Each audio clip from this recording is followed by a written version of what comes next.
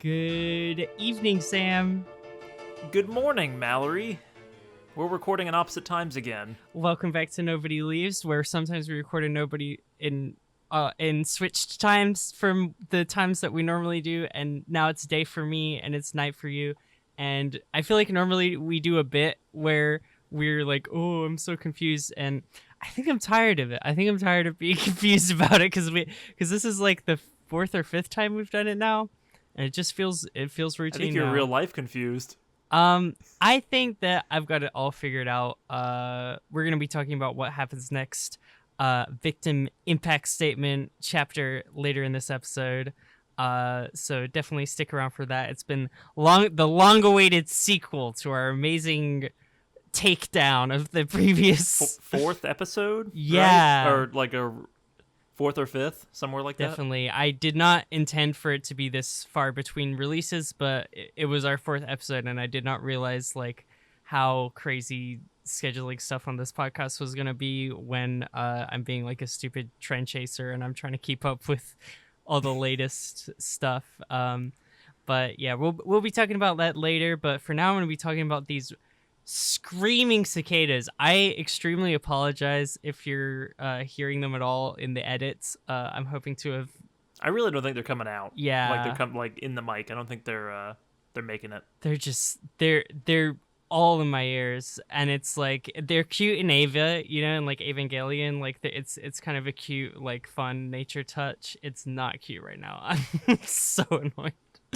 You think Ava, I always think of Steins Gate because Steins Gate has that like really washed out like look to it where like the sun is very like oppressive. Yeah. And then it has the cicadas like blasting and everything's in like a weird Akihabara white void. I think that's kind of fun. Yeah. I feel like the Ava one for me is just because they used to they would have the like budget saving scenes where it's like yes emotional, and it is a little emotional, but he's just kind of like standing on a train station, but then like, it goes on for 45 out seconds for like a fifth of the episode, and it's just cicadas. Like yeah, that's always interesting. There's not a lot of other stimulation to focus on other than cicadas, which just really cements it. There's other scenes with cicadas where it's like, hey, look at this puddle. We animated this puddle really nicely. Hey, look at these power lines. Yeah, not to be a full-on Ava hater, but oh no, it's the worst show ever. Yeah, worst anime. I hate it. But yeah, Sam, what have you been getting into this week? This shorter amount of time since our last recording. Yes, I have managed to dive into a new series in the like 3 days that we have had between recordings. I picked up a new manga because I bought the Viz app subscription to reread Call of the Night, and I said, well, let me see what else is on here, and I picked up a manga called Fool Night. I'm only ever allowed to read manga that have night in the title. Mm-hmm.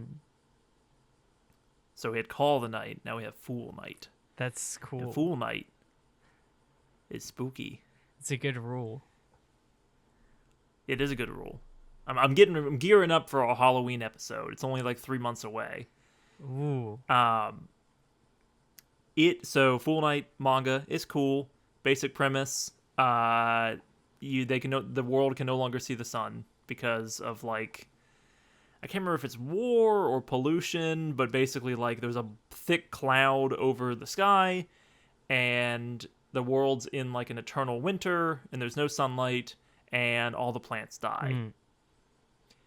I don't know if you know this, but plants are really important to like life and like breathing and stuff. Interesting. Yeah, I don't know if you've heard, I don't know if you remember that from like high school like science class or maybe like elementary school science class, but like oxygen is, plants make that. Right. They take CO2 and they make oxygen, right? And we, believe it or not, we actually need oxygen to breathe. And so then that's kind of, in that tension is where Fool Night kind of exists. This sounds like some Fauci hoax, but I mean, I'll it's fiction, no so deep state here. I'll give you the benefit of That's the doubt. only like 50 chapters in. No, it's fine. Basically, like that, so naturally, like, you need to make plants artificially. And it's like, Mm. how are you going to do that?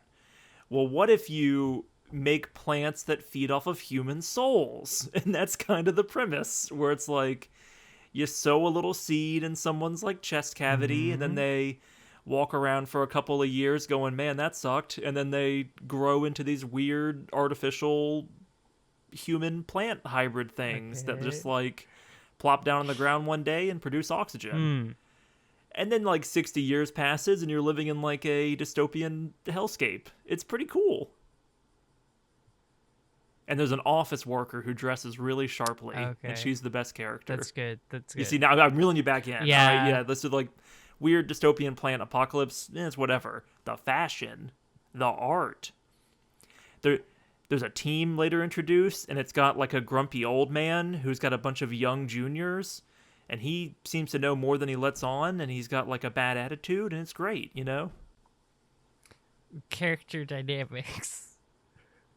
Exactly. No, I mean it sounds cool. I feel like it's not good, and it probably is telling about my level of engagement with environmental issues and the realities of our climate crisis. But I have to admit, I'm a little like when fiction is like covering these kind of things, I'm a little like because I'm like I don't want to think about that.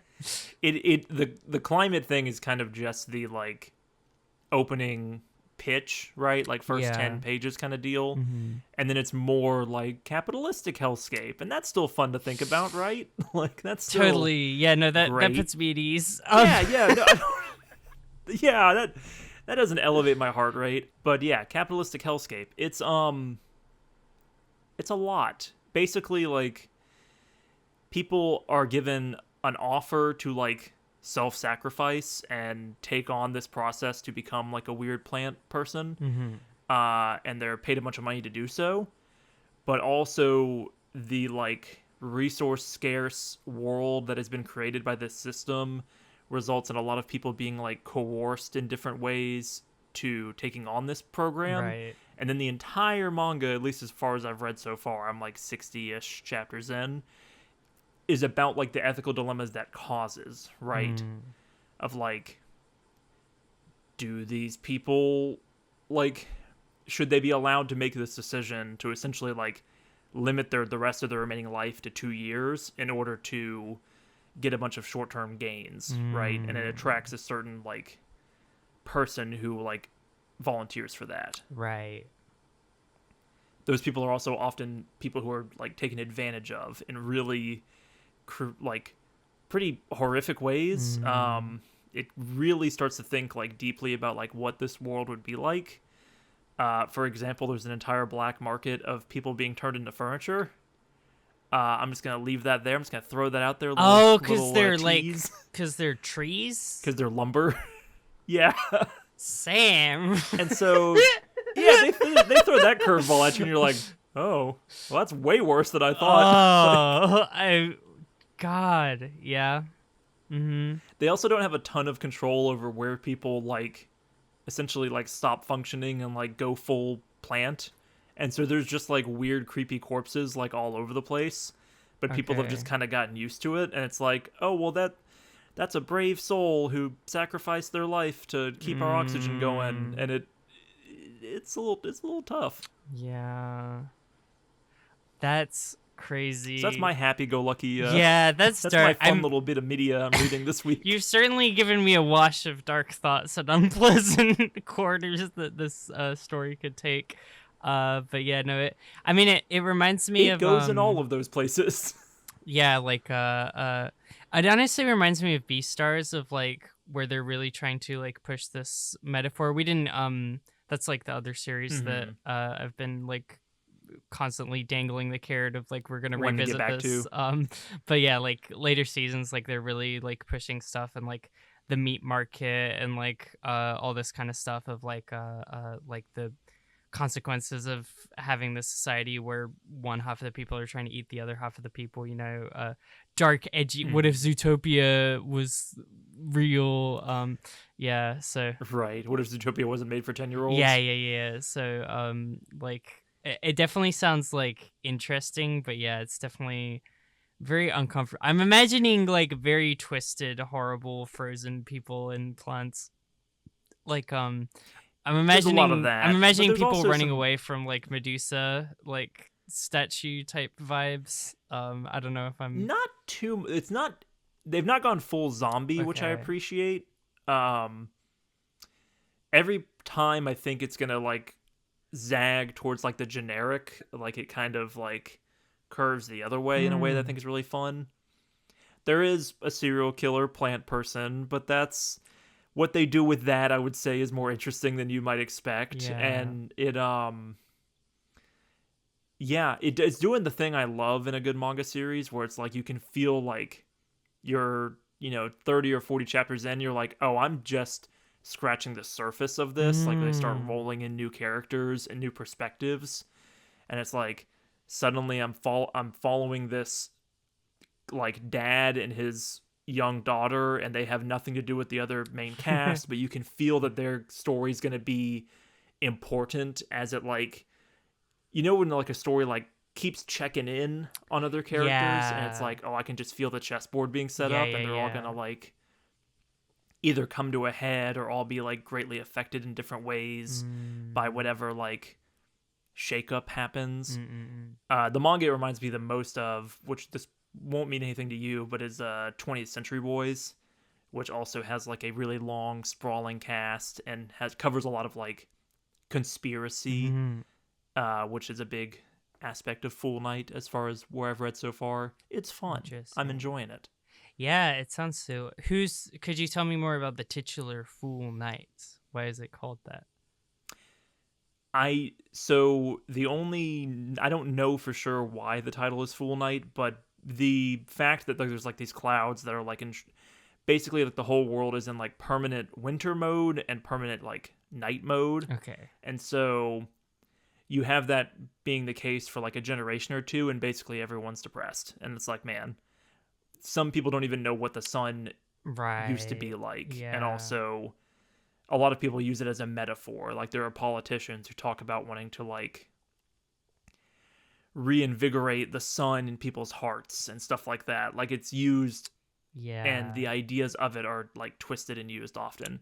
The main Gotcha. character is trying to, like, find some sort of fulfillment in life, but he's undergone this Oh, process, so he really? will be dead within 2 years, right? Gotcha. It also does the Don thing where there are two protagonists, which I adore, That's and more good. manga should do that. Yeah. I Yeah. like that. Um, sounds like another interesting series, Sam. Some very complicated political topics. It may be a pitch at some point. I've been very much enjoying it. It's nice that it's only, well, I did think it was nice that it's only 100 chapters right now. I'm immediately upset about that because I just want to read like 400 chapters of it, and Yeah. I'm going to be probably caught up in the next like day or so, and that's going to Mm, be tough yeah. No, I feel because that. then I'm going to have to wait. Yeah, you're gonna be going to week or saving it up or something. It's Hmm. yeah. But I mean, it sounds cool. I would appreciate it as a pitch, honestly. Like I feel like it's the mystery and the class tensions and all that kind of stuff. Like it sounds like a series that is at least like poking at like more interesting questions than the most typical ones, because I feel like they can get very generic very quickly, because a lot of like there's a real appetite for media about like class struggle and what if our whole society was exploiting us, wouldn't that be crazy, like all that kind of stuff. It is a And little Black Mirror-ish, like what yeah. if you became a cell phone? But like, it does some interesting choices like out the gate. Like I think the Mm, characters that we're following are very interesting mm, picks for what you'd think would be like a normal like let's rebel against a dystopian world kind of like mm, story. Like the majority of what I've read so far is those people who are rebelling against this system are antagonists, and the mm. people who are upholding this bad like trolley problem-esque system are who we're following. And it's like, aren't can't you both see that this is bad? But Yeah. they are like having to like acknowledge that, and I don't know where it's going, but that's like it's a more interesting place to like ethically start, is like a person who's accepted this program Who's like and a complicit, person who is I like a guess. facilitator for it. Yeah. Right. Complicit, but And those are also our heroes. yeah, complicit, but also exploited is a good place to start. But yeah, it's like, Mhm. is it going to be like one of the series where like the ending is like, oh, these like outside antagonists were the real problem, and like if they had just, you know, bought into the system as well, then everything could have gone back, or the system just need a little tweaking and then we're all good, you know? It's like, I don't think it's gonna like Marvel like vague politic me where it's like, yeah, but maybe like authoritarianism is good. Like I don't think it's going in that yeah. direction, but we'll see. Mm-hmm.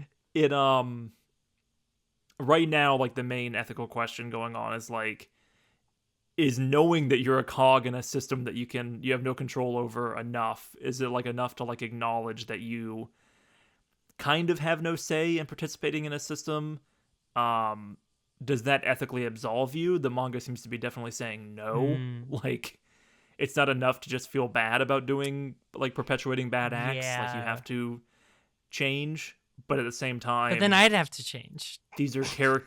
But then I have to change. No, but then I have to not buy phone. But then Are you telling me I have to the turn off my AC? yeah, no. You could apply a lot of different metaphors Yeah. to this, or and analogies. Um yeah, it's driving the main characters crazy, but for me, I'm Mm. just like, yum yum yum, very interesting story. More please. Yeah, It's fun. totally. No, it sounds cool. I'm of the things you've mentioned in our intro, I feel like I'm more excited for this one. It sounds cool. You want me to talk about Death Stranding 2 more? I mean, Mallory, you ride a coffin and it's a I'm I surfboard. feel like you've thoroughly sold me on Death Stranding too. I just don't. Is it what? It's like $80 probably. That's how much video And games are you now? need a PS5 to play it. Yeah, And no, plus it's my not gonna yes happen. $7 billion PS5 that I've yeah. Um, Yeah. but I mean, I'm about. I'll watch the You know what we should do is the you know how people make like the cutscene movie and we'll like upload it to Oh YouTube. god.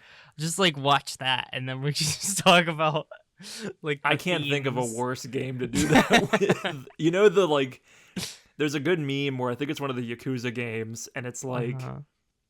it's like two people squaring off in this dramatic scene, and then it's like the person like goes to like skip cutscene, and then the next thing they're doing is they're playing in like a Mario Kart-esque mini game, and it's like, I'm never skipping a cutscene again. Yeah. That's how I feel about Death Stranding. It, There's a lot of those moments, but also those moments happen like there is just an A to B. There's no A, B, C that like you skip the B. mm, Like you just from one moment to the other, things change okay. dramatically and in very wacky ways. Like the Yakuza thing is and like I don't my impression of Yakuza is maybe more of a comedic type of game as well, but it's like Mhm.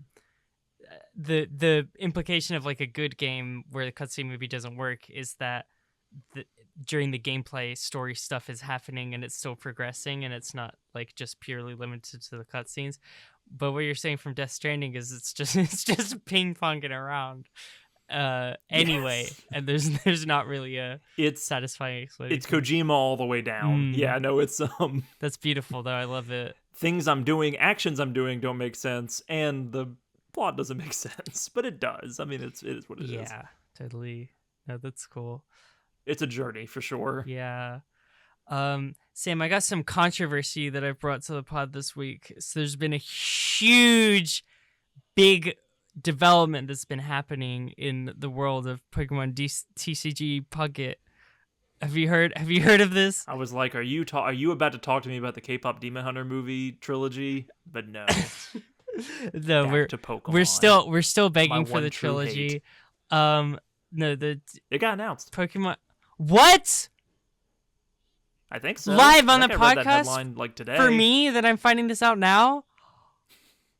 I'm pretty sure that Netflix. There was a headline that was like, Netflix is considering a sequel trilogy of movies for K-pop Demon Hunters. Also, like 4 billion people watched it. So Oh, enjoy, Mallory. You win this one. I've You win this one. we did it. Mallory. I'd like to thank all of my. I'd like to thank the one person that commented about my transition. I'd like to not about my podcast transitions, not about my gender transition. I was like, where are you going with that? I'd like to thank the convenience store worker that sells me sandwiches every day. Thank you all. You brought me here today. I don't know who to thank. I'm just excited. I don't know where to put this energy. This is very good news. What about the bird with a little tiny hat on its head? Yeah, the bird with the hat on his head. It keeps taking it from the tigers. So I mean, that we're gonna be visiting the entire trilogy. It's my favorite character. I feel like that Netflix is considering making a sequel trilogy is also a very annoying title. Oh yeah, of course. But it makes sense. They're seeing what audiences think. I want a TV series. I think that concept is best suited to episodic type of stuff. I agree. But also animation is expensive. Yeah, and they don't make TV shows anymore. So it's also true.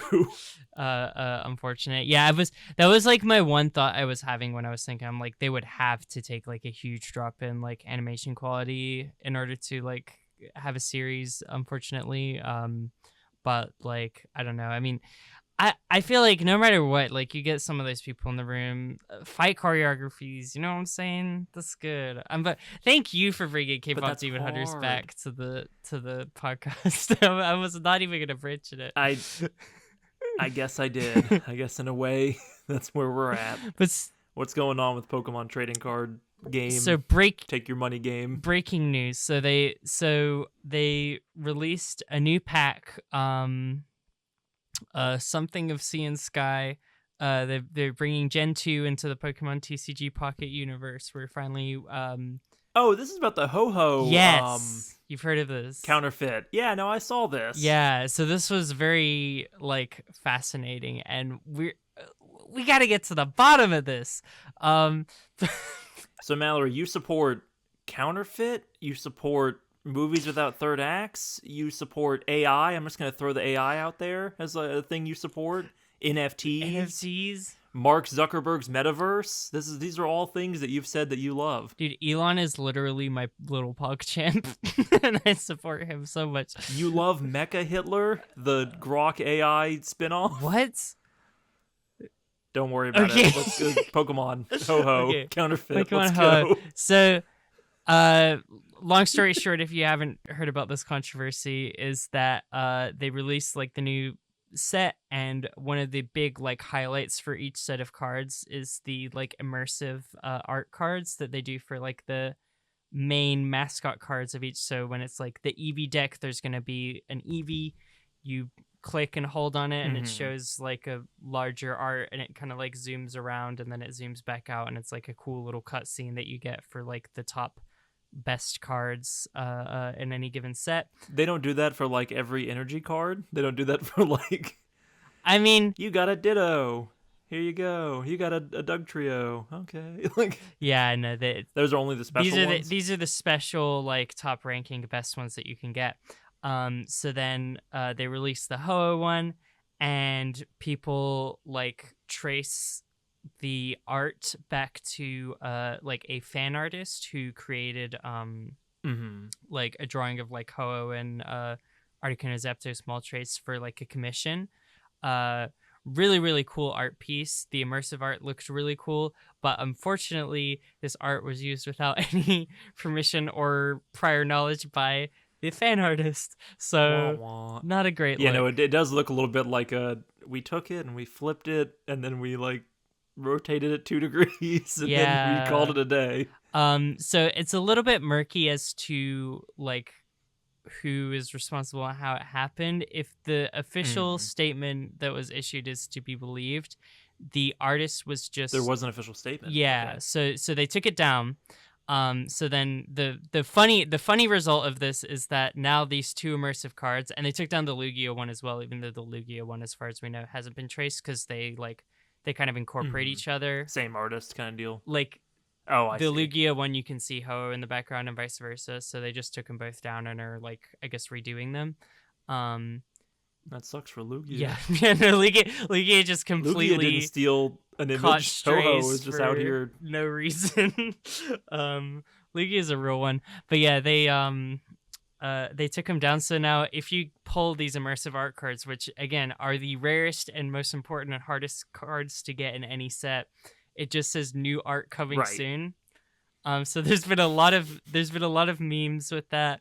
There's been people like going back to the first episode of the Pokemon anime, and Ash is like, this scene always gets me so much, and Ash is looking out at the sky and it says new art coming soon, like across the skyline. Any Ho-Ho scene from any movie, the pilot of the anime, Yeah. the game cutscene. Is it all just no new art coming New soon? art coming soon. A lot of people drawing their little funny character memes and being like, "Oh, it's a bad picture of Lugia," and they put it. That's less funny, but people are having fun with it, But they, yeah. The Who's That Pokemon hard mode. For real. There's my contribution. Someone do something with it. The real the statement that they actually put out was kind of being like, there was a reference material provided to the artist, and that reference material was the art, as far as the artist who actually made the immersive card knew, that reference material was official Pokemon Company material, but it was not. But the reference material was the fan art. Yeah, so someone in Or the at least Pokemon included fan Company provided the wrong, provided fan art as a official reference material. So I don't know if they said that because that's kind of a diplomatic thing to do to prevent a witch hunt against, because the illustrators' names are listed on the cards. So you have one person you could point at, right, to be right. Yeah, and it's also there is a target in this witch hunt to immediately why did you do this? Exactly. And because correct me if I'm wrong, they bring in community artists for this game, right? Totally. Isn't that an aspect of it? I mean, they hire it's a lot of art to get done, and they hire all sorts of artists, and that's true for the regular trading card game as well. They've done right. They do specialty packs and all kinds of stuff that people hack vending machines to give them, not so that no kids can have any Pokemon cards anymore or what have you. Exactly. And it's they'll do stuff like fan art competitions, and you can submit your art, and they'll pick artists and have them get their Pokemon cards made, stuff like that. So it's it's obviously not an uncommon practice. And then also the whole tracing reference material thing is it makes sense. They're trying to churn this out, and if it is official material, then you're gonna trace it to create you would think this immersive animation, yeah, with the art that exists, right? But yeah, sorry, go ahead. Right. If the story is true, then the artist isn't at fault here in my mind, where it's the artist is making official Pokemon art, this art is official because it's part of the card game, and in their mind they're tracing or copying official art to make more official art. That seems to be kosher. But then unfortunately it wasn't. So if that's to be believed, then someone in the mix was "Ooh, nice," and grabbed it off of Google Images and fed it to this artist. And obviously I don't think they would reveal the name _S of whoever did that, because that would really spark a witch hunt, which is obviously right, not something they want. But it also, I feel there's a world where it could have been a diplomatic thing they said, because the artist's name is there and they don't want the artist to be witch hunted. But it seems like a very believable story. I don't know that they would. I think folks are more sensitive to this issue now, partially because of Gen AI just stealing everything, right, and just scooping it all up and lighting a few forests on fire in the meantime. Yeah. But the there have been like a couple high profile examples of this. The one that jumps out to me is Marathon, which is an upcoming shooter game that was made, or that's being made by Bungie.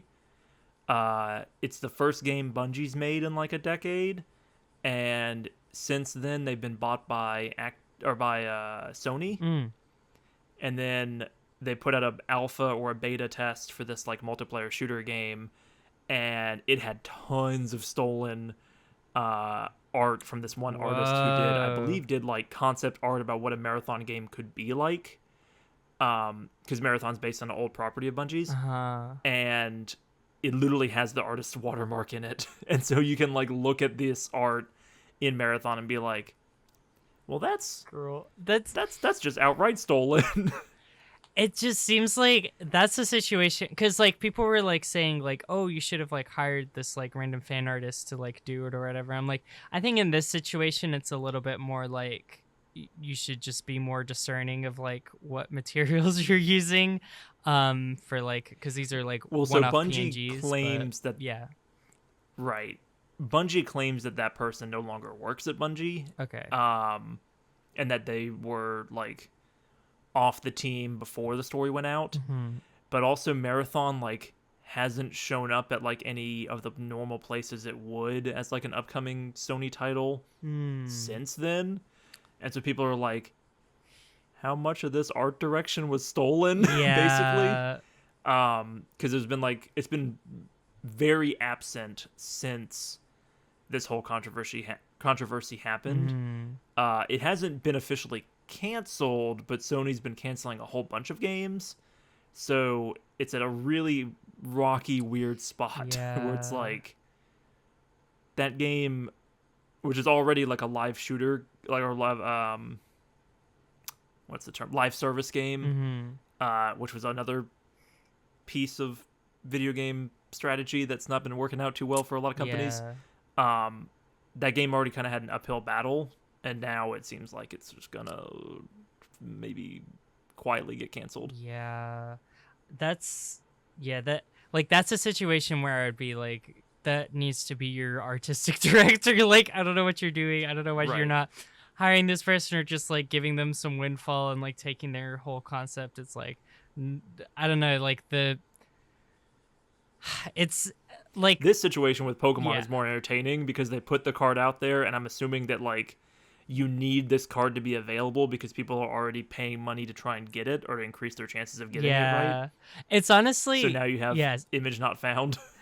Ho ho. Honestly, I feel like it's created this air in the community where people are like, so like, I saw someone make, because you can make like little display binders and stuff in the game to like kind of like show off like your cards in little creative ways, and like someone's like, I'm so glad I managed to pull both of them before the art came back, and they put like the Ho-Oh and Lugia on either side, and then Smeargle, that's like the painter Pokemon in the middle, you know. And it's like, they're like, I can only create this image in the game like now during this limited, so it's like it's almost, people are having fun with it while it's very goofy. It's giving like, you know how you're gonna like sell your like Lego defect minifigures for like a huge amount of money. It's like, that's like, that's the vibe. It's like it's a, we thought that we would never get defects and misprints in a digital version, in a digital card game. Can you like not update your phone, and like, are we gonna start seeing phones with the no image found Ho-Oh and Lugia like on eBay? There's gonna be like a Flappy Bird situation. Oh my god, I would love that. That would be so funny. So it's definitely, I think like people are taking it well overall, but the only bad things I've seen, there've been like a couple posts of like, nice excuse, we know it was the artist's fault. I'm like, please relax, like, please don't. Are you telling me people on an internet forum like wildly speculated about people they don't know?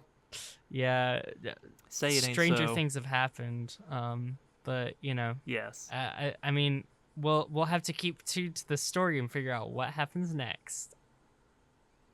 That was pretty nice. You can't be mad at me about that one. That was very easy. And you set me up. It was okay. You set me up. I did set you up.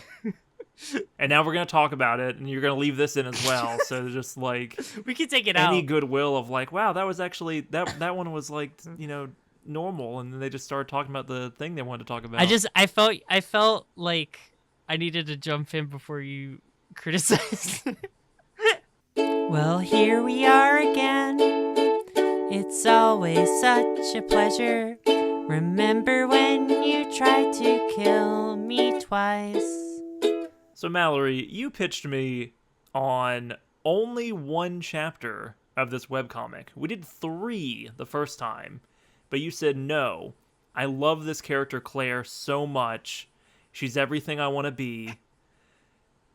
We have to talk about Claire we have to dedicate an entire podcast to the Haley's sister character.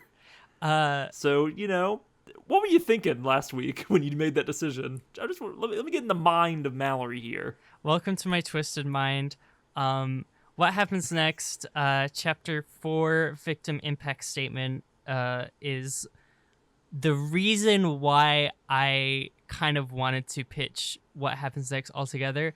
That's maybe oversimplifying it. Like, I do love the other chapters, the whole, Milo Gage, everything, mystery murders. Obviously, like, the following chapter 5 with Vicky, is also a very good quality. But Victim Impact Statement, man, like, this was the one that just really got me, and I really, really wanted to talk about it. And we're taking a little bit of a risk, like making a whole podcast episode just covering a single chapter of a webcomic, but I fully believe there's meat on the bone. Like, just reading through it this past week, I've got my notes, so we'll see where the conversation takes us. Obviously there. I will say, like, the thing I do regret is, like, I think a lot of our first conversation about what happens next is talking all about, like, aesthetic choices and the way the internet is depicted and stuff like that, which we've kind of talked about it, and we're not necessarily going to rehash everything. So in that sense, there's, like, maybe a little less substance. There's also this chapter, I think, has the least of those aspects, right? Like, the whole webcomic in general is very online and very, like, hyper focused on people, like, discovering, like, how relationships form online versus in real life, and fandom and escapism and mental health and identity and all those different things. Like, that is all still in this chapter, but it takes away a lot of the like, cringe Tumblr references that make you go, ooh, I was a kid online once. Like, I feel like there's a lot less of that, and in its place we're left with, like, some pretty heavy character beats in terms of, like, grief and alcoholism and trauma and all kinds of fun tags and topics that we can talk about. Fun suicide attempts, some fun little it's definitely, I will say that is, like, what struck me again about this is it's like it truly feels like this is the episode or chapter of what happens next where they turn the computer off, and it's like, okay, now we're, like, in IRL and, like, dealing with things there, and, like, Claire, as their protagonist, seems to be spending a lot less time just, like, scrolling endlessly on the internet. Doesn't mean she's doing, like, healthy things, but and it doesn't mean she's completely off she's the definitely internet either. Character of she's a character of action. I don't know if that action is good. She's certainly doing but she's things. definitely, like, inciting real world, or at least, like, state level changes, right, with trying to pass this Haley's Law. If for some reason you're watching our podcast and don't know about what happens next, or we haven't done much to explain it, her sister was murdered. Yes. Right? And she's trying to pass, or, like, advocating for the passage of a law that makes it so that basically, like, it adds, like, mandatory sentencing to minors. It, like, makes those mandatory sentencing, like, harsher. because Griffin, who murdered her sister, most likely, it's still there's still a chance that is Yeah. there's mystery going on there. Something's up there, but Mhm. Griffin probably murdered her sister and only got 30 years for it because he was a minor when he did so, right? Is that like I think he Claire says he'll get out at 45 or 55? Okay, maybe 40 Yeah, years. something like that. I think it's something like 30 years. So yeah, like not if Mhm.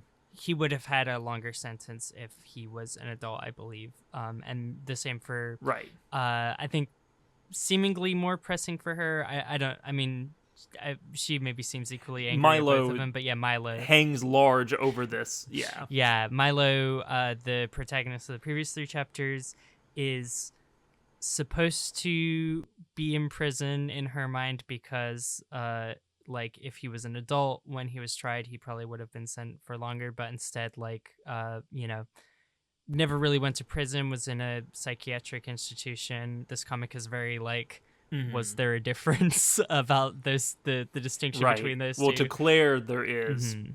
but we as the reader having pre-knowledge go like, well, yeah, that was good. I think Claire phrases it like 3 years being institutionalized and serving no prison time. It's like, Right. well, Yeah, no, it's like, prison's kind of what you make it, or life can kind of be a prison in its own way. yeah, in her eyes, Milo got off scot-free, but clearly this Right. event has like ruined his life. But yeah, like that's the general thrust. Is you have a Mhm. traumatized teenager whose sister died, dealing with that grief through trying to enact political change, and like it's kind of the center of her life all just converging on this like black hole of like grief and guilt and just like Mhm. this horrible obligation that she feels like she has to her sister that she's just fully stuck like fulfilling, and is very destructive to her throughout this chapter. Right. Um I think this chapter in this comic is doing something that I've seen as more of a trend lately in terms of like writing characters going through tragedy, and that it's less about the absence of the person, in this case Haley, hmm. and it's more about how Claire treated Haley before Haley was killed, right? Like it feels Mm, like it's more about the things that like went unsaid anytime we're in the flashbacks with the two sisters. Claire's not terribly connected to her sister or engaged in any way. Seems to like resent her, completely like misses an opportunity to like interject herself and like help her sister when her sister's crying in the bathroom at the Anime Central convention, right? mm. Like there's you got to wonder how much of this is missing the person who she didn't seem that close to, and how much of it is like misplaced like guilt or rage at that guilt. Yeah, that feels like such a huge like, you know, the probably like the defining like thing about her character is like this guilt, and it goes beyond just like, the abuse and her not like stepping in and intervening and anything like that, but Mm. like there's the, you know, like right off the bat it's established that there's like this kind of like jealous at like this she wears short skirts, I wear t-shirts, kind of like, her sister's popular, Claire is dressed, you know. yeah, like hoodies, Hmm. sweatpants. Her sister's more of a girly girl. Yeah, the pink and blue like in their room just like really hammering Of home the room, like, yes. the like flowers and poetry on one side and then like Portal and Evangelion on the other side. um I felt seen, yeah. I felt a little attacked there, even.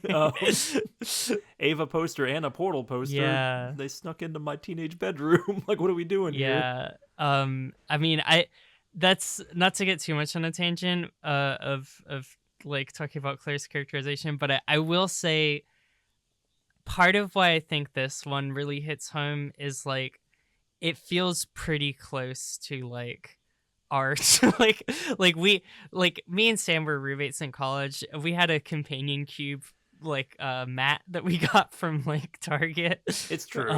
Like I forgot about that. That's true. that was a huge element.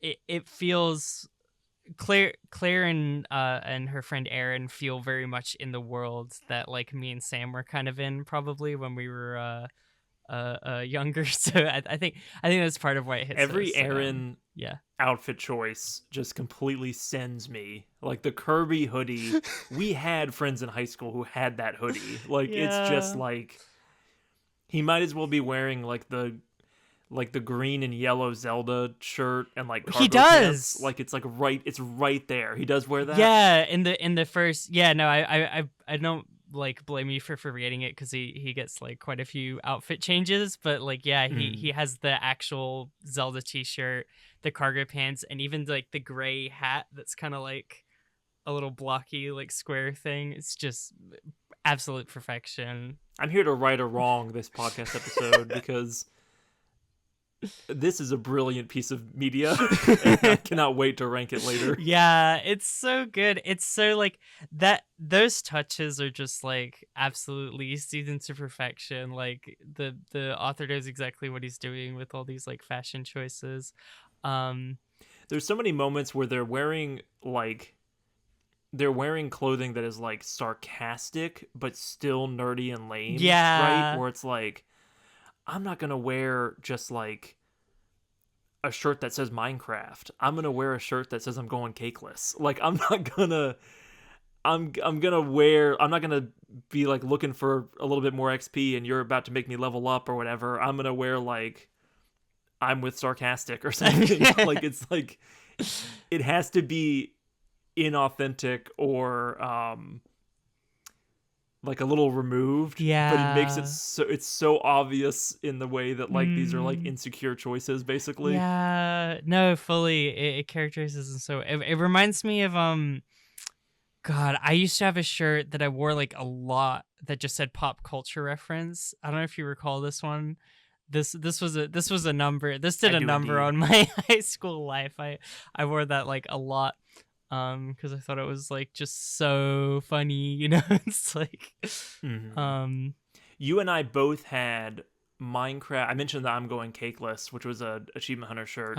You and I both had Minecraft shirts that weren't Minecraft shirts. They were Minecraft YouTuber shirts. I had a Sipsco shirt. I had a. I'm dying a little inside remembering that, but that was true, and I wore it like every week, and that's just that's just life. I had a brown t-shirt and it had a dirt block on it and it said Sipsco, like, you know, like dirt company or whatever. I'm like, this is hilarious. I've never. That was us. I don't think anyone else cool kids. I don't believe that anyone else has watched that series. I think that I just watched that. I was surrounded by gamers. I never had a gamer approach me and be like, oh, Sipsco reference. Like no one cared. But you know, that was what I was doing. So that's just our like letting our gamer cred be known that like we were. I do take psychic damage like every other panel of this comic, but not for the like anti-LGBT stuff, but just for the nerd references. No, totally. They're so cringe, but so accurate to what it is to be like have to be the kid in college playing D&D or the kid in high school. Like literally, I think Aaron goes like, you want to play Halo? Yeah. Okay. So good. Okay. Yeah. Speaking of Aaron's clothes as well, that was also my like pre-transition phase, like in college. Like I had my pink Power Rangers hoodie. Like there was a lot. I had my Ariana Grande hoodie. Like there's a lot of like, you know, I'm just wearing this kind of like vaguely in the middle kind of thing. I'm just attuned with my girly side. Yeah, I'm just saying. It doesn't have anything to do with anything. It's just you know, it's not going anywhere. But yeah, I just like my hair being long. I don't know what the problem is. Yeah, I'm just not like the other boys. Like basically, was my whole thing. Yeah, absolutely. Yeah, but no, that's that's all the fun stuff. That's all the fun stuff. Let's get back to the heavy stuff. Back to grief and guilt and stuff. Something like the death and dying class that she attends in college, I really like. I don't know why it didn't Mm-hmm. like penny drop for me in like my previous read throughs of this comic, but like I feel like it's so illustrative of like who she is as a character, or at least like this is my read on it, of just like she, when she was a child, the at least the narrative that she has in her head is like there was something uncomfortable and awful in my happening nearby, and rather than face it, I avoided it, and because of that my Mm-hmm. sister died. um and Yes, that seems to be yeah. internally what she believes to be the case. Hmm. And it's like with the other stuff, like to me it's like the death and dying class is like the same as like the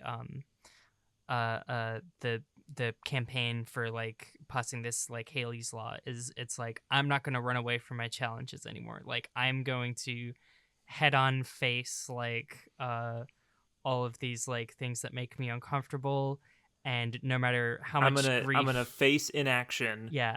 by ruining the lives of people who I don't know instead of punishing myself for like blaming myself more. Yeah. But I'm also gonna blame myself and become an alcoholic. It's a little It's like martyrdom a little bit, but like in less of a way of like I want like all the honor and glory, and more in the way of like I cannot be okay unless I like make this right by like just mm-hmm. confronting all of these demons. And it's absolutely tearing her apart. Like she's like sneaking, she's like pouring vodka into like a slushy cup, and like, you know, age it's not specified, but it seems like, you know, 16, 17, maybe even younger, is like just, you know, You know what destroying her detail really life. jumped out to me on that one? Yeah.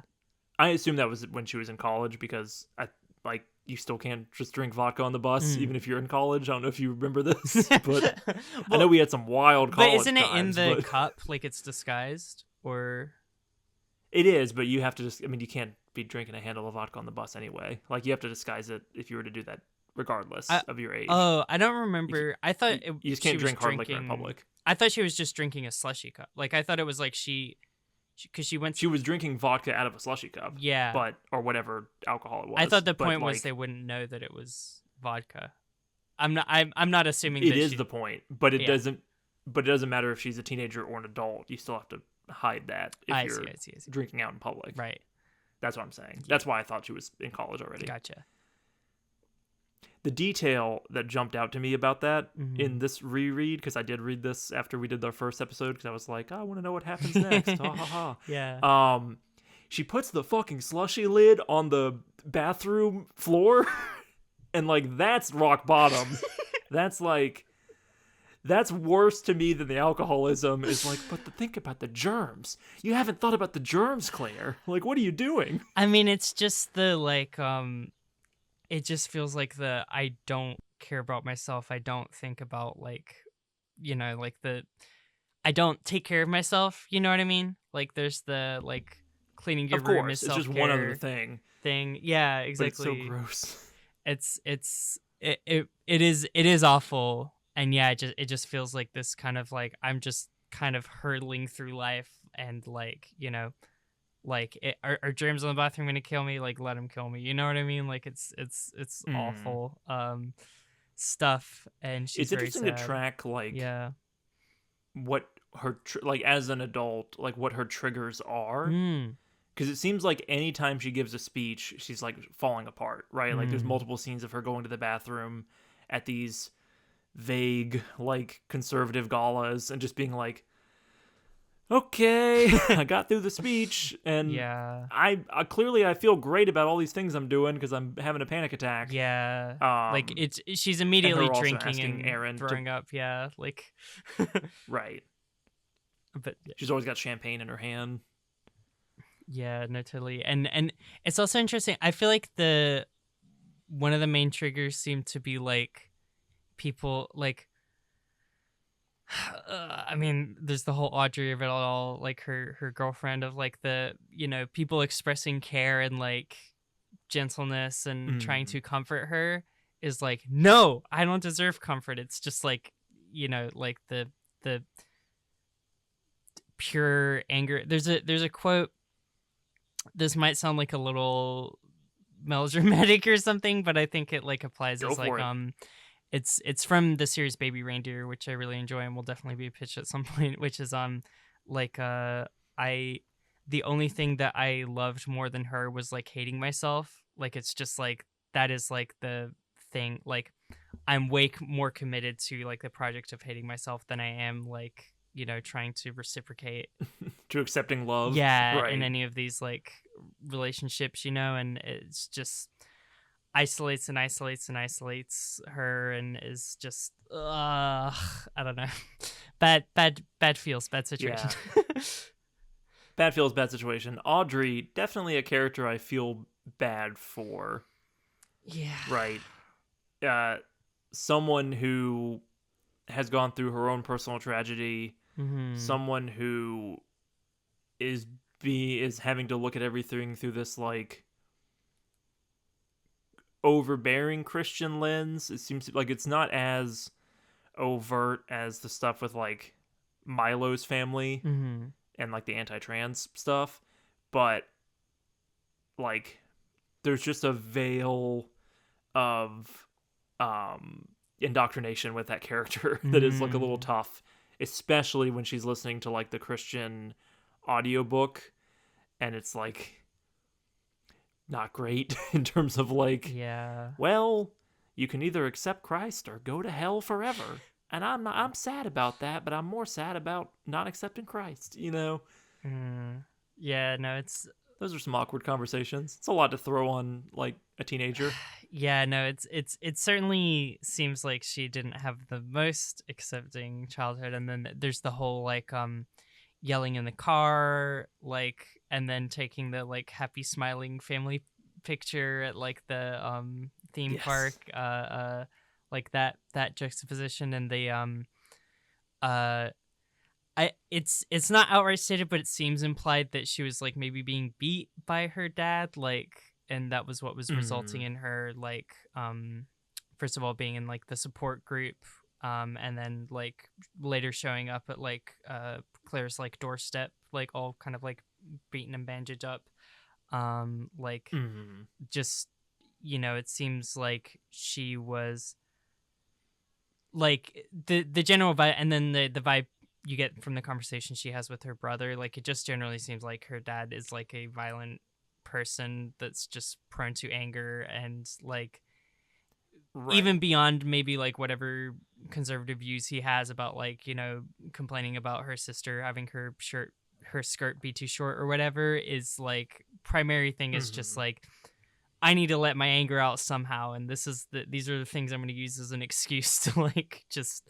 you know be yelling Well, all and the it's so time. telling that like the younger sibling is just like, when are you coming home? Can you like, you can feel the unasked question there of like, can you come take the heat for me, basically, of like, can you come be the big sibling and like stand in the way of this abuse? And it's like, ooh, that's a little tough. Yeah, or just like we need to work together as a team, and you're part of this team, and we're all part of this Right. thing, and you can't just like disconnect and and like leave or Right. whatever. And Audrey's like, Is Audrey like running away? yeah, But no, she's at college, but and she's like, no, no, but yes, right. sorry, I found like a new awful toxic person that I have to dedicate my whole life to Right. supporting, and To babysitting. yeah, and getting like it's like Claire never like hits Audrey, but there's just a couple like pushing things where I'm like, I don't like where this is going. Like this is certainly not Mm. heading in a good trajectory for like these two's dynamic. Oh yeah, it's That trick that the mm, comic does with the Six Flag picture, it's funny, it does that a few times in this chapter. Like mm, when we're introduced to Audrey and Claire's relationship, it's through like a Tumblr post, right? And it's mm, like, I think you get a little mini comic of Audrey's about like how yeah, being with someone like fills your life with light, and mm, then you get the reality, and it's picking up, it's cleaning vomit off of her collar and picking up beer cans, and it's just like, this is heavy. yeah. No, it's like there's yeah, and like the early picture you get of the two of them, like me and my girlfriend so happy, and it's like you just get the idea of like how much this relationship means to Audrey and how important and central it is to her identity. And it's like, it's also I feel like kind of classic like queer trope of like, I found someone to be in a relationship, and it's like, it's not just like the relationship, it's also like defining like my whole kind of personhood in a way of like, Right. by being in a relationship with a woman, like I'm able to like assert that I'm like a lesbian, and like just like this is this like escape from this like repressed, trapped world that I was in. And then like, But also that she can't let go, right? yeah, then when A toxicity, Christian lesbian is such an interesting character to like to follow, right? like all, That's not to say that there aren't gay people who are Christian, but it's like yeah, the version of it we're getting here in like the suburbs of Indianapolis or whatever, it definitely feels like it's more than just like, it's not just Christian, it's like Christian homeschooled, like abusive parent, like it's a stew interracial of like adoptee, Midwestern Christian that gets a little tricky. Yeah, that thrown in there, a little spice. Yeah. No, it's like there's like a lot there, and I don't know. Audrey is one of the characters I think coming out of this. It's like, because I feel like the constant theme of like what happens next is like there's no black and white. Everyone's doing some toxic, awful thing somewhere in their life. Like, everyone is the victim and the abuser at some point. Audrey, of the characters, it's like, at least my feeling on it is like, certainly it's not good that she's like continuing to date and support this like person who's like doing this really destructive thing and like not confronting her at all, and that kind of stuff, but is just really sympathetic. And especially that age, like you're like what, 21, 20 at the oldest, maybe. It's like, right, like they're mid-college, somewhere around there. Yeah, it feels like she just feels like very much the victim in everything, and I hope very much that she claws her way out of it and, finds Mrs. Right and is able to, be in a little bit of a better place in the future. But yeah, she feels to me like future POV character. Mm. There are a lot of candidates for that in the comic, yes, but to me, like, the fact that we meet her brother, albeit briefly, like it feels like we're gonna get an Audrey chapter, maybe to help like wrap back into like where the overarching plot of the comic is going, right? With the Claire goes missing at the end of this chapter, right? And how's that related to Milo, who's also maybe missing, and like we see a lot of that. Like our next chapter is Vicky, and we don't get a ton of context for how long these people have been missing, whether Milo being missing is just Milo hanging out with Gage, or is Gage right? Gabe. Yeah. Gabe? Gage. Which is Gage. Whether that's Milo is missing because Milo's just hanging out with I already forgot it. Gage. or there's been a future, like there's been an escalation there. Like we just don't know. Yeah, no, totally. Like, I could definitely see that, and I feel like Claire being missing is like one of the most confusing unresolved threads. Like Milo certainly is like while there are unknowns there, I feel like you kind of get the vibe of where Milo is. Like he's just kind of like floating and just trying to like stay above water potentially, like and versus like Claire it's pretty mysterious, like where she goes at the end, and I could see Audrey being the one to like try and search for her and like continue the story, whereas like I don't know how Aaron would react to like the end of the chapter, which is a pretty nice transition, I think, into talking about our non-binary hero of the people, who Aaron gets so close, but did just learn about racial issues like last week, and is being like just has the arguably one of the cringiest moments of the comic. There's always that moment, right, where it's like Yeah. the well-meaning Tumblr liberal, for lack of a better term, Yeah. starts like they run right up into like quoting Martin Luther King before they can like talk to someone as a human, you know what I mean? Like it doesn't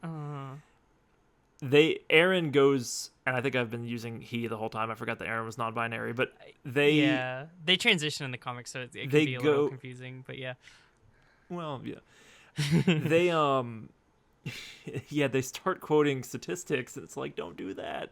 Talk to this person as a person first, even though like I know that they mean well, but it's not it.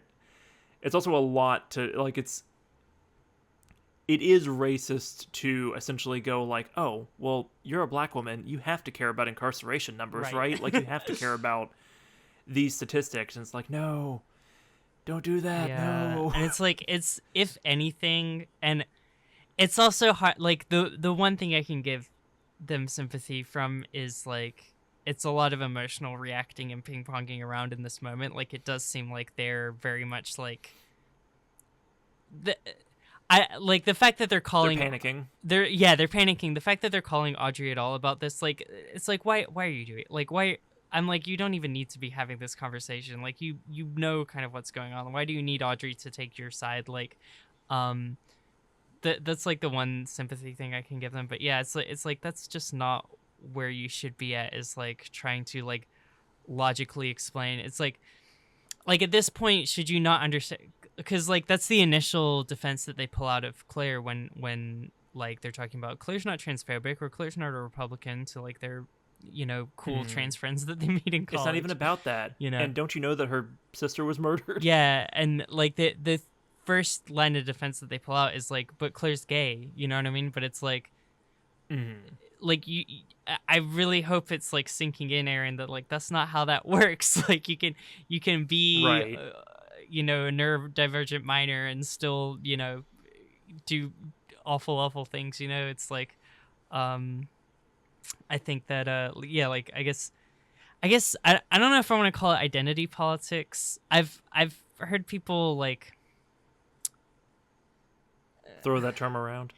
I've heard more lefty people like use that as a way of like referring to like this specific thing where it's like you're expecting everyone of a certain identity to conform to a certain worldview because they understand oppression.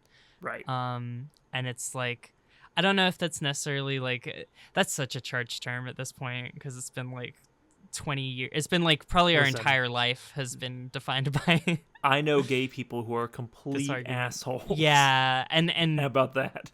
Yeah. But like, politically, I know people on the LGBT spectrum who I hate. Yeah, and yet I still co-podcast with her every week. I know a really problematic trans woman in this podcast. But yeah, no, it's not who you think. But yeah, it's like I think that it also just like shows like it's just well written, like the way that they bring up. I read Aaron as just kind of dopey, right? That's been my impression both times. Is that Aaron doesn't think too deeply about what Claire's doing, is trying to be there for her, but it's the kind of friendship that's like, well, we've been friends forever.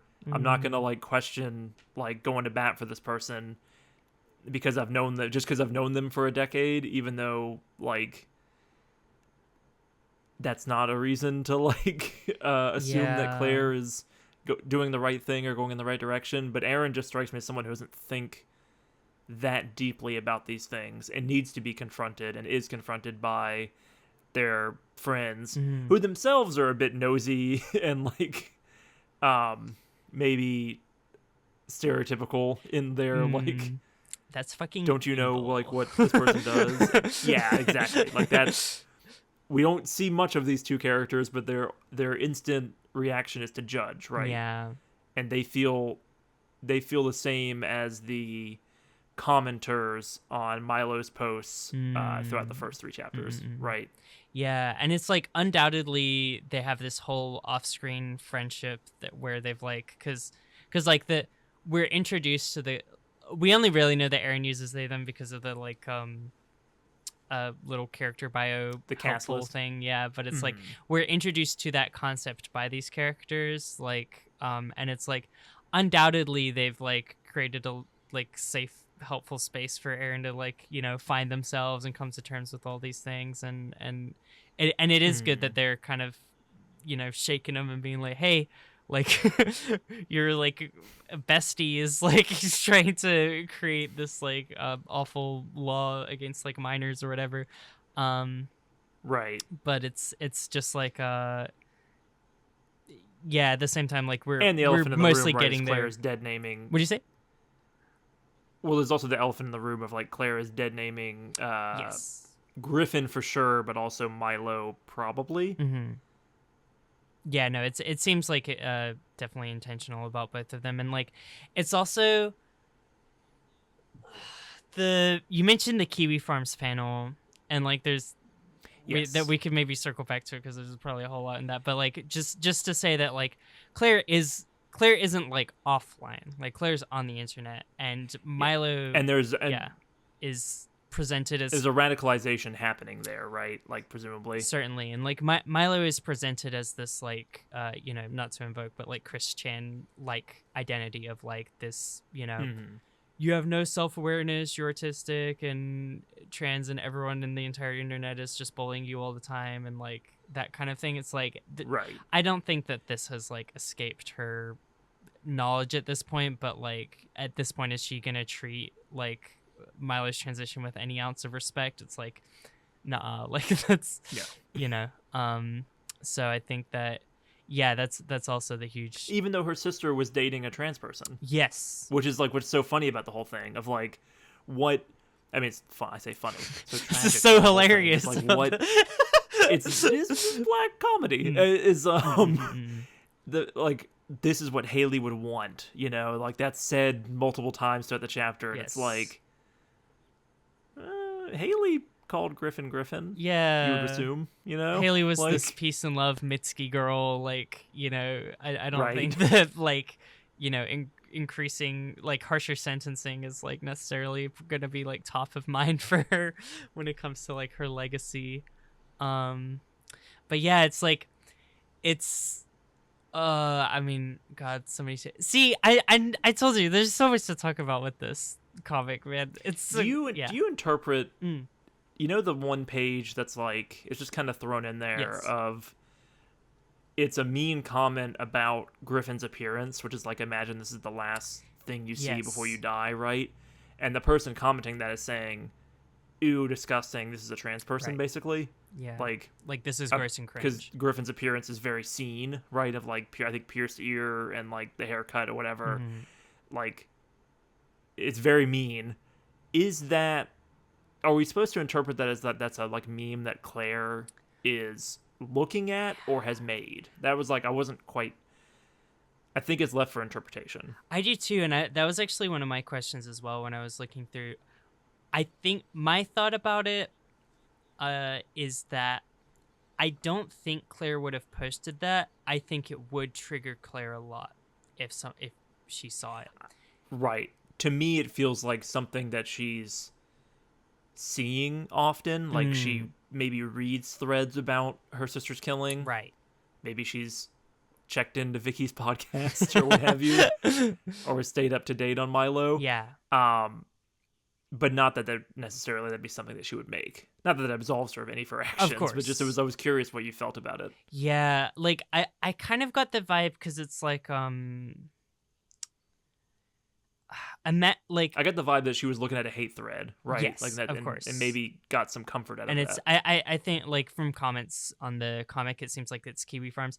I haven't been to Kiwi Farms because I'm a good little girl, but I think that apparently that is like no, I'm okay from the I'm good. I think apparently from the layout of the website, people are able to like be aware of that, but Oh, that particular post is a Kiwi Farm post. Yeah, but it's like, you know, it could be 4chan, it could be like it could be fucking Twitter at this point. Like, I've seen shit like that on Twitter. Yeah. Even before the Nazi bought it. Yeah. Like, that's just the internet. No, totally. But it's even before Mecha Hitler. I'll tell you about Mecha Hitler one day. to me, yeah, no, totally.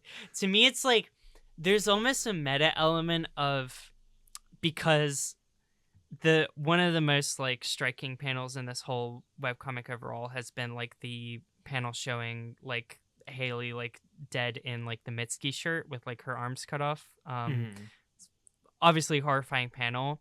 And like there's like a comment thread reaction, like it was like my internal reaction is like, imagine dying in your Mitski shirt, basically, you know what I mean? Like imagine that being like the like, because it's like, imagine dying looking cringe. yeah, Imagine exactly. It's like dying in your this like Sipsco feeling like graphic tee. like, yeah, I'm like, imagine if I died in my Sipsco shirt, you know what I mean? Like, not to be grim, but it's You're like, permanently stuck in the awkward teenage years. yeah, No, I get you. you know? And I'm like, I'm not remembered as a beautiful butterfly, but I'm remembered as like a gamer nerd for the rest of my days. Like, you know? Well, and there's the defilement of it, right, as well. Of like, Yes. Milo was able to cut off one of her arms before he was stopped, right? Disgusting. Oh, I'm sorry. That, like, yeah. there's nothing, like, I get why Claire can't let that go. Yeah. And it's clearly Milo can't either, but we've always seen it from Milo's perspective, right? Of like him looking over the body, being horrified.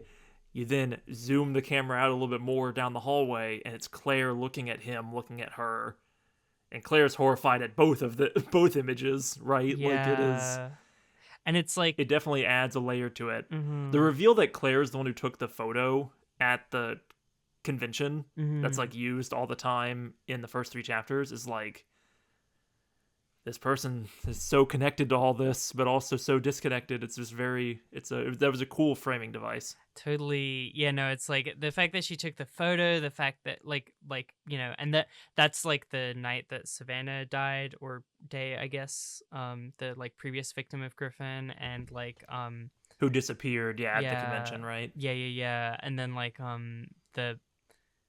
that she was the first one to stumble on Milo. It's like this is all like such traumatizing stuff, and it's like we're talking about, like, even now we're talking about lighthearted, and it's like, again, there is the layer that this is all fiction, obviously, but it's like we're talking about it like my relationship to my Sipsco t-shirt that I wore in like high school was like, this is cringe or whatever, this is embarrassing, this is awkward that I liked this like thing, and like that is of definitely questionable quality. There was a voice in my head screaming, when, like, don't say this out loud. And I'm like, yeah, I had a Ray Narvaez Jr. Achievement Hunter shirt, of course. Like, everybody did. Yeah, no, totally. Or like, yeah, no, it's you have those like feelings towards those that are like, they can feel heavy. Like it does feel a little bit heavy, like the cringe level about that. But that cringe is so like nothing compared to It's pure. the weight that everything is imbued with murder of a family member. Right. Like, you know, it's like Well, not only is she trapped in like Amber in the permanent like awkward teenage stage where she's doing ukulele covers and wearing a Mitski shirt, her room never changes for 5 years, right? 5-ish years, something like that, timeline wise. Yeah. Maybe a little longer. I do find it really sweet that Audrey takes Claire back, and then Audrey sleeps in Haley's bed. Yeah. No, totally. That was just, I thought, because that was like almost like it's like, I don't, in a generous way, like Audrey does not treat Haley's side of the room as like a shrine that can't be touched, right? Like it's a bed, it's practical, you sleep in it, as your girlfriend is like going through alcohol problems on the other side of the room. Yeah. Like, but that's something that I feel like Claire would never do, because it's like, you can't touch that. Like, it's the museum to this dead person. It's a shrine. Yeah. Right? It's like, it's. And so it takes someone who didn't know her to like break that barrier. Absolutely. It's like, it honestly echoes, like, I mean, we played Deltarune chapters 3 and 4 in the podcast recently, and like the whole, like, December's room and is completely untouched in this museum, and the mom gets really angry when they go in there, but like Susie, the new character, Don't play the guitar. who doesn't have the Right. the knowledge or everything, is the one who's able to like go in there, play the guitar, interact with stuff, you know, and like start that healing process a little bit. And it's like, you know, Audrey's good for Claire. Is Claire good for Audrey? So yeah. here, let me break it down using every single show we've ever watched. So Susie would be okay in Haley's side of the room wearing a Mr. Burf shirt because she didn't know who Mikey was. She started working at the restaurant after Mikey was already dead, right? That's what I'm picking up. That's the grief trilogy that we've covered on this podcast. Aaron comes in like, cousin, the transgenders are at the doors. They don't like what you've been naming Griffin. You need to get the names right. Ball pickers. Absolutely. I'm not trying to be offensive. I'm not trying to. I just call people doll. That's it's a term of endearment. You wouldn't understand, cousin. Whatever the hell he says in the first episode. Yeah, he's like. Does he call Cindy sweetie? Yeah, sweetheart. Didn't mean nothing by it. That's just what I call people around this place. Anyway, sorry about the gum, I baby. had to sneak in a little bit more cousin Richie. Yeah. The fourth chair of this podcast. After Penny the cat. Absolutely. Yeah. We've been bouncing all around. I'm trying to like. I'm checking my notes real quick to see if like there's any. Yeah, it took us on a huge detour there. Apologies. No, it's like I do like. There's so many fun detours. Like I'm enjoying. Yes. Yeah, but yeah, go ahead. I said this in the first episode covering what happens next, but the author is so good at like having almost like a CTV approach where it's like we're gonna stick in this angle and we're gonna show this angle like as a repeat image, and the split bedroom is like one of those that's really prevalent in this chapter. And I love that, like, I don't think Claire ever crosses the barrier, like is never on the side, on Haley's side of the room. Even when she's at the computer with Aaron, like I think that she is just like if it was a Minecraft grid, she's like one block off the line. Yeah. Right. No. And that's good. That's good visual storytelling. Absolutely. It's like it's they were disconnected when she was alive, and now she can't reach her now that she's dead. And it's also like the thing of like they had to share a room, right? It's like her sister took up so much space in her life when she was a child and continues to take up that same amount of space, like alive or dead. Like it's not yeah, I don't know. It sucks. And it just the core of like being jealous and kind of having that sibling resentment and never getting to like heal from it, you know what I mean? I think is such a there's no yeah. We both have siblings. Yeah. There's the fun part when you all become adults and you just kind of work your shit out, and there's no like vying for mommy and daddy's love or anything. Right. Like you're just like all adults, and it's great. And then you get to know people. You get to know your siblings as people. They don't ever get that, right? She's always going to be the like more popular of the two forever in Claire's mind. Yeah, no, absolutely. It's like there's no reconciliation. There's no like, oh, you were jealous of me, I was jealous of you. There's no like they never get to have that, and it feels like such a natural, understandable phase, and like to the point that like I don't even like in some stuff like with like other characters, I'm like kind of want to like blame the parents for this, that, the other. Like in Miley's situation, certainly it's like there's we don't see his mom at all, and like we see very like limited stuff of his dad, but it's like undoubtedly like there was some stuff going on that was like maybe not that good there. Griffin, we have no idea. We established last episode we don't agree with homeschooling in general because it makes you weird. Yeah, like the like mysteries or of it implies your parents are weird. The mystery of what is going on like behind these like closed door, but like with like I would argue like Claire and Haley's parents seem like the most normal, if maybe just like kind of disconnected or uninvolved in a way. Maybe it's hard to tell, but I don't get any like strong red flags from them. Like I don't even think they say a word like in the whole chapter, right? Yeah, the mom like they're at the detective table and they're at like in the car a few times, but you don't really get anything from them. They're at the detective table and they're at the reading, and through all those scenes, they just have like the little lines under their eyes to show that they're not pleased with what's going on and they're very exhausted. Like, you don't really get a lot of input from them, and like I think there's like the conversation with the mom that's just like, like you should go to like pressuring her to go to the concert for Haley, which is pretty tame. Right. You know what I mean? It's like your sister's doing a big concert. It's gonna mean a lot if her sister's there. Like you should come. Like, that's a classic kid thing though, of like, I don't want to go to the thing. Yeah. I want to stay home.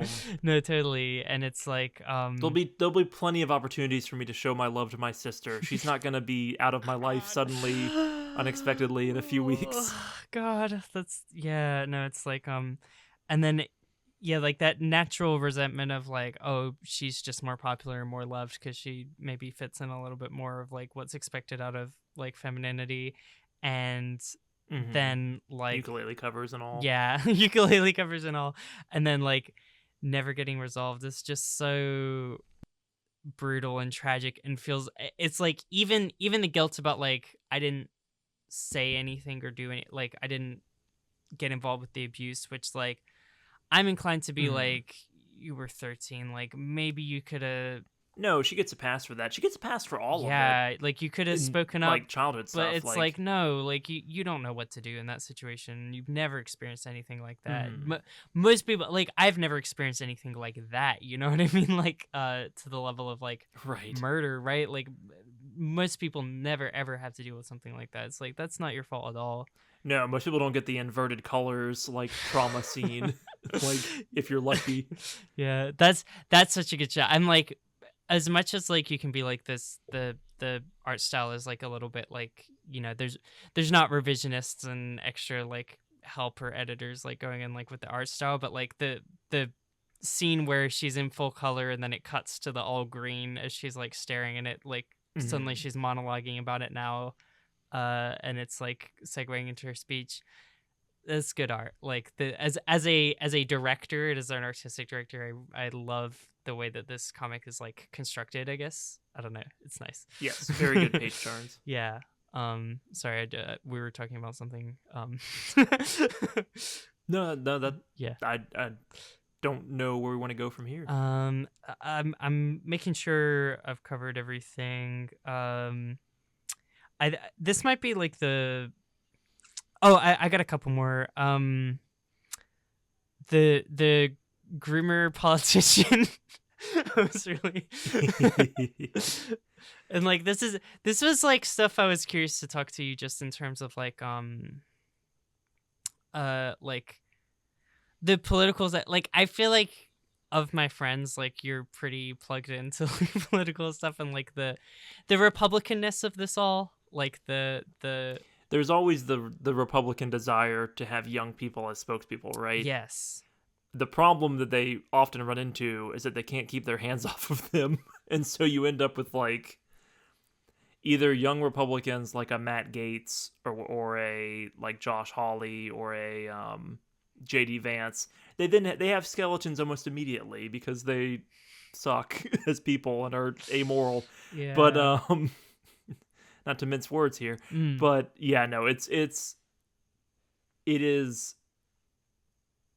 says a lot in a few quick scenes that guy is like, oh, aren't you too young to drink, and you're so pretty and you're so talented you're so and smart, you did a really good job, and yeah, you're so eloquent for your age or whatever. It's like, girl. He doesn't put a hand on her shoulder, but you can feel the hand there. Yeah. You know what I mean? Like it's where's this going? No, it's real awful. And like the scene, like speaking of like direction, like art direction in this comic, like I love the I really really love the scene where she's like talking and it shows her having that like traumatic flashback to all like the violence and murder, and like it cuts back to her crying and everyone cheering, and it's like it's so effective of like the tears is what you need to sell this, like that's what they're like really going for. And how painful and awful it is that she is like having to like relive these things like on the stage, like that's like how she's getting the tears. Like it is real for her. It's And the not like, repetitiveness of it too, right? Like yes. that she has lines that she uses every time because she's had to do this. Like what that tells you is she's had to do this many times, Hmm. and she can like come up with like a pithy closer of like, and I still don't think they've served justice, and my sister will never, reach 35 or 55 or what have you, Mm. but she can't write the essay for college. Like, Yeah. it's tough, No, I totally. think Claire's priorities are poor priority management, right? Mm. Poor life management in terms of like hierarchy of needs. It's like Yeah. the little tip of the pyramid should be passing anti minor bills, and then the wider bit should be like having a good time with your girlfriend and not Yeah. drinking too much, I want her to stumble into Jordan Peterson videos and they're like, clean your room Oh my god. first. And then that somehow fixes her. Like, she's like, oh, wait, like. Has Claire considered a cold plunge and 5 a.m. every morning. showering at 4 a.m. and exercise?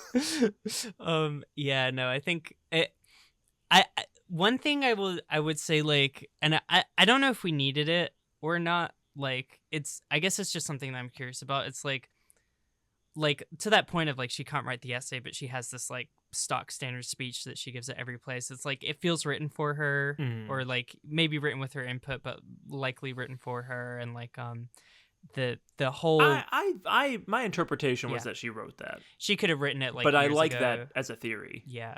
Yeah, Yeah, no. I mean, I do, honestly either way because works. it does sounds unnatural compared to the rest of the way she talks, right? Mhm.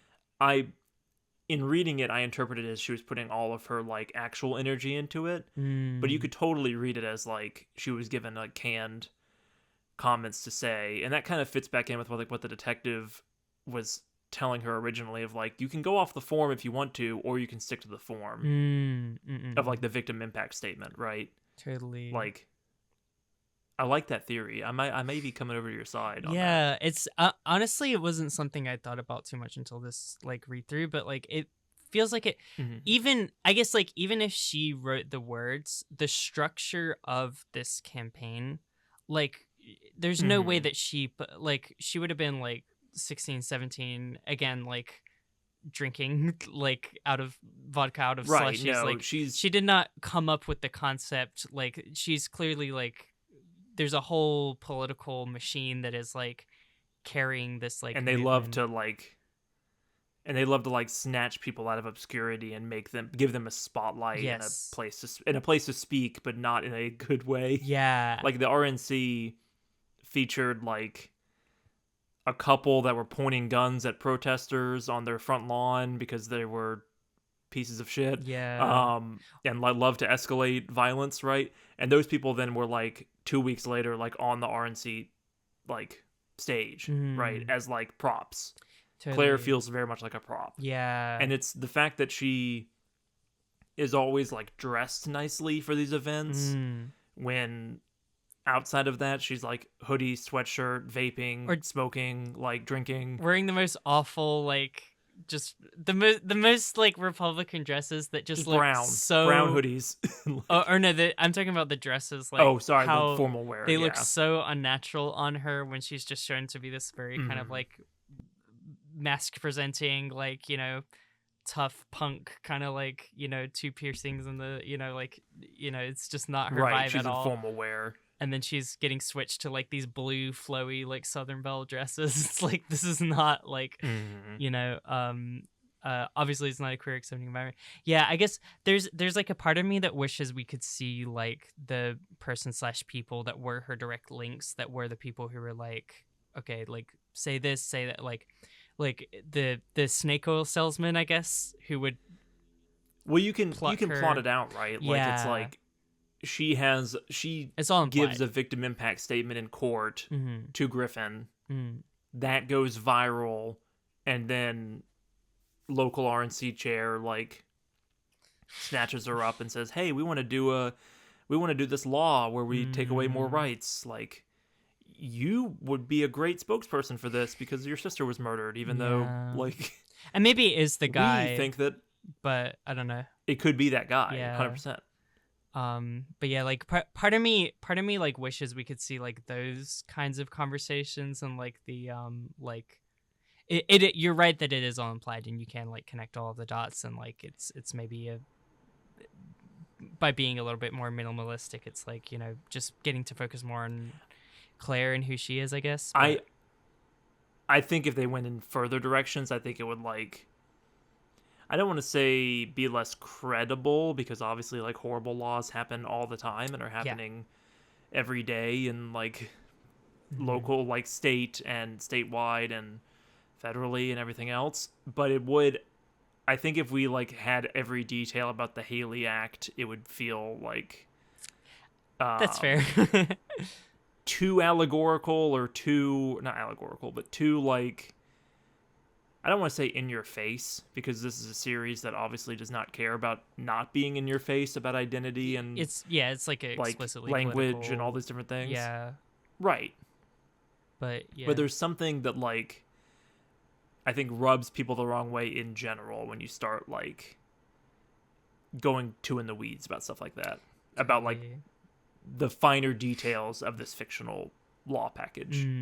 Yeah, and it makes sense, and it's like I like even saying it, I'm like, you know, the way that the comic is just like concerned primarily with who Claire is as a person, her emotional state, and the impact that she has on the people around her, and like her important relationships. You know, like I think that like it certainly like makes sense the direction they went. I'm just like, yeah, I don't know. It's just it's fresh. It's such a common. It's like everything. Every person that speaks up ever, like it's. I was like re-listening to a podcast about like the trans swimmer debacle of this like, you know, like I Mm-hmm. don't know if you know the age old story of girl gets like third place in a or fifth place in like And her parents really care about it, so then the girl becomes Republican spokesperson or whatever. yeah, you know, and it's just plucked from nothing.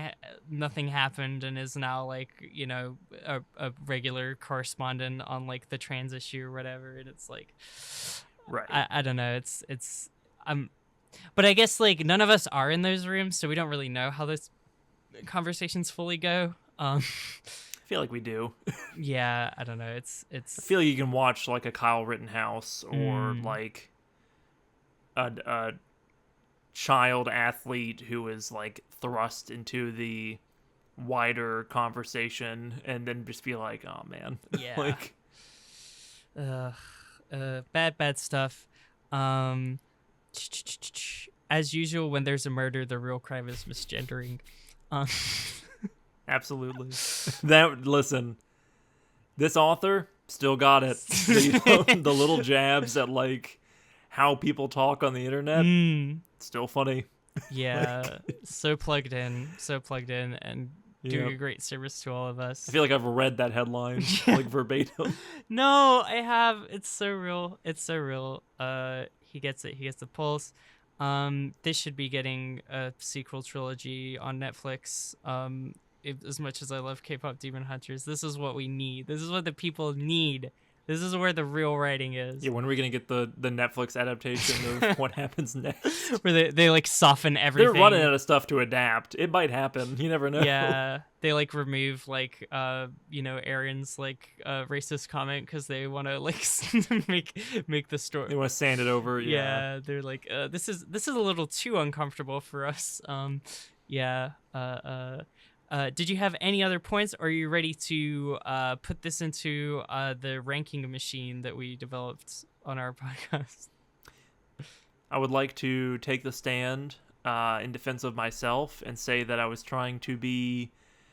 I was still learning the ways of the tier list, and I thought that you'd have better pitches. But now, over 30 episodes in, I know that you're mostly going to pitch me crap, and so I should have evaluated what happens next on that scale, and not given it a C. And it is the placement I've regretted the most in our entire run up into this point.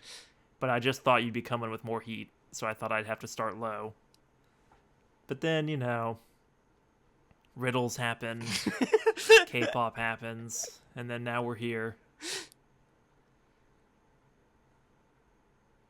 Oh, you want something from me? You want me to rank it? I'm not gonna do it yet. I'm gonna leave you hanging. Well, What's the ranking you regret the most in Nobody Leaves podcast? the ranking I regret the most.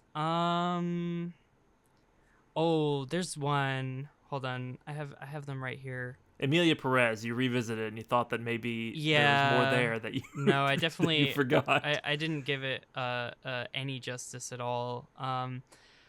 I think that, well, okay, there's one, but I don't want to say it because you'll get so excited. You're gonna rank Stop Making Sense lower? What do you mean? There's a couple in deluxe that I want to move lower just so that deluxe feels more special. Like, I think the One Piece fan letter is really... I keep pitching you heat. No, because I'm just really nice, okay? Like, One Piece fan letter is, like... She's not. Nice. She's lying to you. And it's well animated, but I don't know if it's, like, on the level of, like, you know, my enjoyment of, like, Andor or, like, Stardew Valley, or even, like, Call of the Night I enjoyed a lot more. So I don't know. I think a couple things could maybe be moved lower. There's one that I would move higher, but I feel like it's a secret.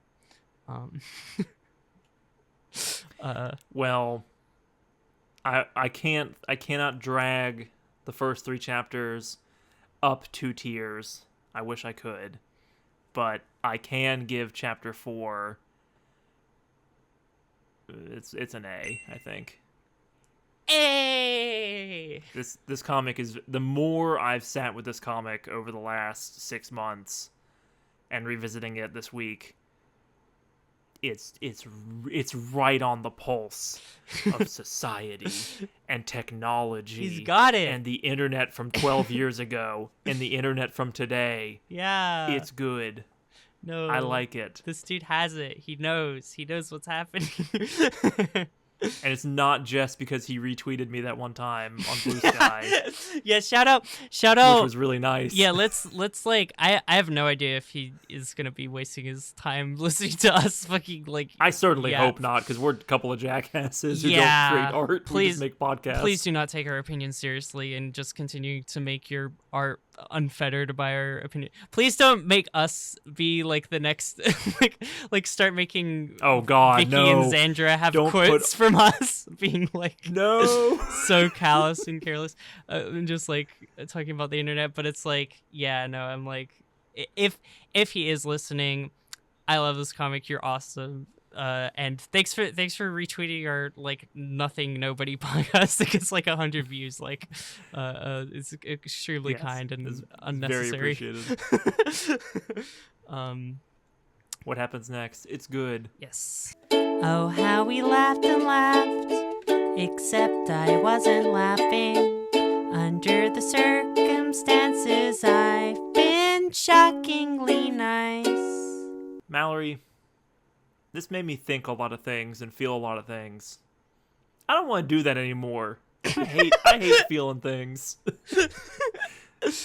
The world is dark enough already. I want to escape into something light and airy this week, with a hint of darkness to come. K-pop Demon Hunters? Fuck no. You know that I have complicated love-hate feelings for number one export of plagiarism, the Pokemon Company. Mm-hmm. I'm gearing up to be big mad again in like a month when I tell myself I'm not going to buy the new Pokemon game, and I don't buy it, and then I buy it like 2 weeks later, and I don't finish it, and I get mad. But before that all happens, what if we looked at like a Pokemon product that, as far as I can tell, is really good? This is another pitch of something I have not watched myself, but it looks cute and charming, and I do like Pokemon. So what if we watch Season 1 of Pokemon Concierge?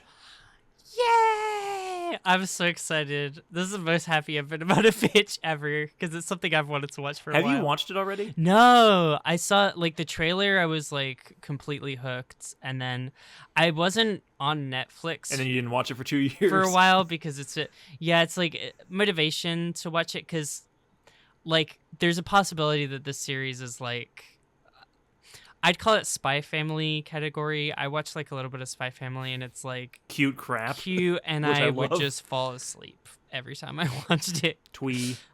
Twee, yes. So I'm like, I'm Yes, curious. I love Spy Family, but God, it is slow sometimes. Yeah. So I mean, like, we'll see what the level is, but like I think the fear that it could be like that definitely like had me hesitating to like take the plunge. But it's cool. It's what I've always That is wanted. what's kept me away from it. Yeah.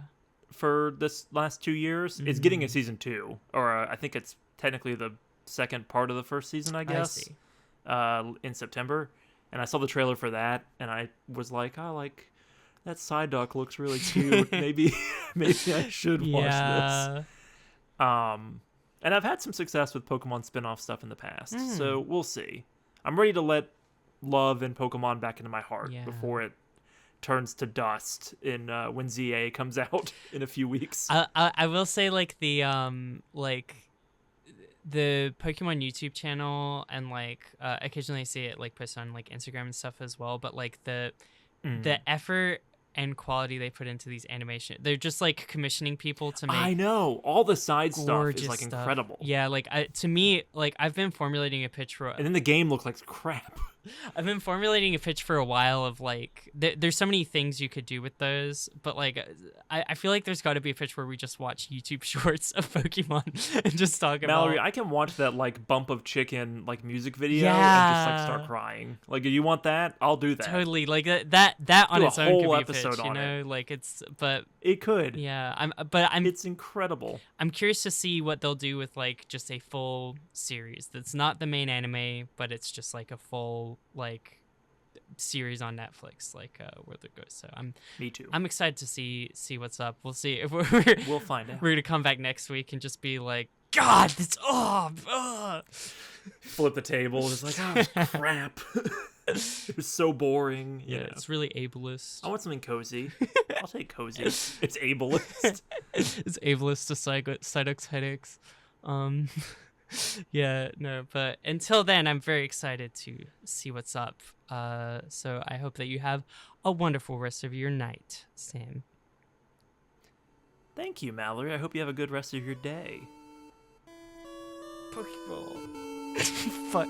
Okay, stop. Oh, okay. That's how Pokeball. You throw Pokeball, and that's the end. Even though you've already paused your recording or stopped your recording, you just need to put like an image of like the Sele tablet, because I'm gonna keep talking, because we can't end podcasts this way. We gotta figure something out here.